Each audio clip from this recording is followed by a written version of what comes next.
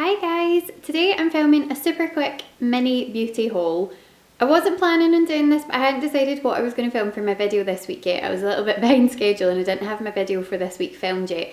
And I bought something last night that's so pretty that I really wanted to show you. And because of that, I thought, well, why not throw in a couple of extra things and just make it a mini beauty haul. So there are 3 drugstore items and one slightly more high-end, but it's a MAC item. So that's what we're going to be looking at today, and I really like all 4 of the things that I'm about to show you. I haven't had them for all that long. Obviously one of them I only bought last night, so I can't really tell you much in terms of staying power and stuff, but I can tell you a lot in terms of how beautiful it looks. But yeah, I'll just get started. So since I've been raving about it already, I might as well show you what the thing I bought last night was. Roisin and I went to a Harvey Nichols beauty event. You pay £10 for a ticket for an event like this, so we had been in Edinburgh and Harvey Nichols a couple of weeks ago, but it's one of those things where you can then redeem the £10 that you spent on the ticket on like a purchase while you're there. So we had a good think about it, we walked about, we spent a good solid 2.5 hours browsing, but we both ended up coming away with a MAC eyeliner. Oh, it's so lovely. It's called Undercurrent and it's one of the Peroglide ones, and the consistency of these things is incredible and it's in a really gorgeous vibrant green colour. I will show you what it looks like out of the packaging. It's just a kind of standard MAC eyeliner. You can see already from the bottom of it how beautiful this is going to be, and you can't really see, like from this angle it just looks black, but just look at that, how beautiful is that? It's what I'm wearing at the moment on my lower lash line. I don't want to come in too close or it won't maybe focus. So I'm wearing it on my lower lash line and in my waterline at the moment, so it's just right underneath the lashes, and then I've just popped it through the waterline and just blended it up to sort of blend in with my standard black eyeliner on my top lash line. As I said, the consistency of these things is incredible. It is so smooth, it goes on so beautifully, it doesn't drag at all on your skin, which is one of the things that I really hate about pencil eyeliners sometimes, is that depending on the texture of them they can drag a little bit, but this absolutely doesn't. Well, it's called Peroglide and it really does just glide on. It feels absolutely beautiful and I'm going to get a lot of use out of this.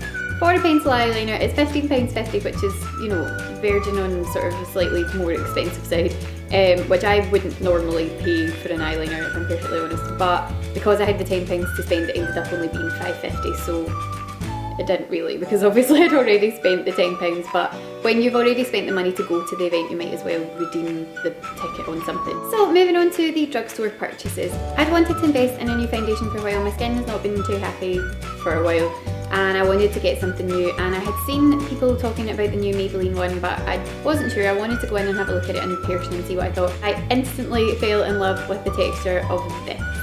This is the Maybelline Dream Flawless Nude Foundation, which I'd seen people blog about and whatever, people talking about it on social media, but I don't really tend to go for kind of really liquidy, that sounds ridiculous because I do use liquid foundations, but really kind of like watery textured foundations. This does feel really kind of thin when you put it on to begin with, but it blends out, and the coverage of this is actually amazing for the consistency. It feels like it should be a much lighter coverage foundation than it is, but when you actually put it on, it leaves your skin looking really lovely. It does give it that kind of like flawless finish. I do have a complaint about this, and this isn't a surprising complaint because it's drugstore, but the colour. Now, I'd watched Kate from Dolly Bobo do a video on this foundation the other day, and she is super pale like me, and she'd said that she felt like it actually matched her skin tone fairly well.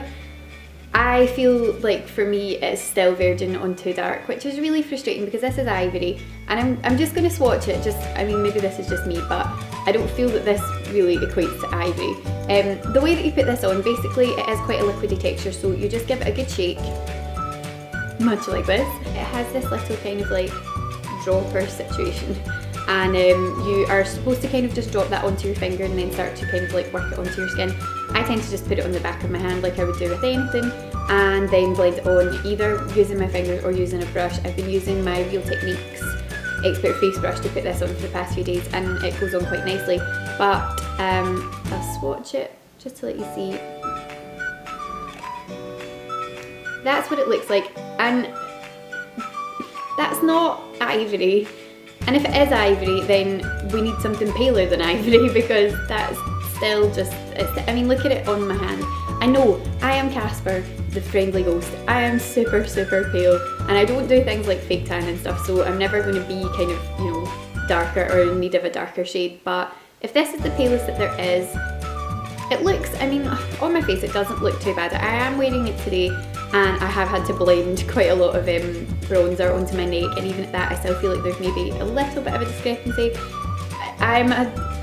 I'm very strict when it comes to foundation colour matching. There's been a couple of instances recently where I have worn foundation that in person looks absolutely fine, it looks perfectly matched to my body, it's fine, and then I've seen myself in clips on my videos where the way the lighting's hitting me, it looked darker than my neck, and if there's one thing I can't abide, it's an orange face and white neck. I can't cope with that kind of like line situation. So that bothers me slightly about this, but that is kind of par for the course with a drugstore foundation. Colour ranges aren't as wide, so that's slightly problematic, I think. But in terms of the actual consistency of this, the coverage of it, and the staying power, it's lasted really nicely. I think that this is a really, really good new addition to the drugstore range. And the last two things that I have to talk about are from Bourjois, my very favourite brand. I went into Superdrug the other day and they had a buy one get one half price on the Bourjois stuff, and they had a couple of new products that I'd really been wanting to try, and I thought what better time to buy them than when it's a buy one get one half price offer. So the first thing that I bought that I'm wearing right now and that I'm completely and utterly loving to pieces is one of the new Colour Boost lip crayons. This one is number 7, it's the shade Proudly Naked, and it is just a perfect My Lips But Better style lipstick. I've got about 4 of these now, and I think that the texture and the staying power of these for the price is incredible. They are, I think, about £7, but at the moment, because it was buy one get one half price, obviously I was getting it for a little bit cheaper. But it does say that they last for 10 hours, and I do think that they last a really good substantial amount of time. They feel really nice and moisturising. They are not drying on the lips at all, much like that MAC pencil I was talking about. This for your lips doesn't drag, it doesn't feel dry, and it doesn't feel heavy. It's just lovely and light, and this is a perfect colour for me.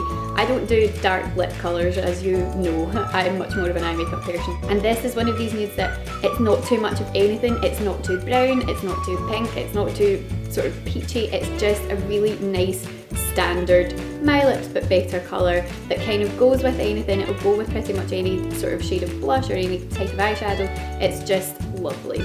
I'll swatch it in the back of my hand for you so that you can see what it looks like. I'm building up the swatches here, but if you can see, that's what it looks like. You can see it's got that nice sort of like shine to it. Also my skin looks like super shiny. The window is like directly in front of me, so that's why it looks so shiny. But that is the colour when it's swatched on my hand, and that's what it looks like on the lips. And I just love it to pieces. I think this is going to be definitely a new favourite in terms of the lip products that I'm using. They've got a few new additions to this range, and the colours are all beautiful. There's a lot of really lovely, vibrant, darker shades that I wish I could get away with, so go and have a look at them. And finally, the other part of the buy one get one half price offer that I picked up was one of the Colour Band eyeshadow crayons. So I think this is kind of like their new eyeshadow version of this. They're doing the kind of whole crayon trend that everyone seems to be on board with at the moment. This is a gorgeous rose gold kind of colour. The shade is number 4 Rose Fauviste. I hope I'm pronouncing that properly, and it's just gorgeous. I'll swatch it again for you just to let you see what it looks like. I'll just do it at the front of my hand this time. So that's it there, and it's just an absolutely lovely rose gold kind of pencil, and this will go really nicely with any kind of variety of kind of browny gold eyeshadows that you can blend into it. Great thing about this that I have found is that it has not been creasing, because sometimes you find with crayon pencil-y kind of eyeshadows they crease quite easily, and this hasn't been creasing at all.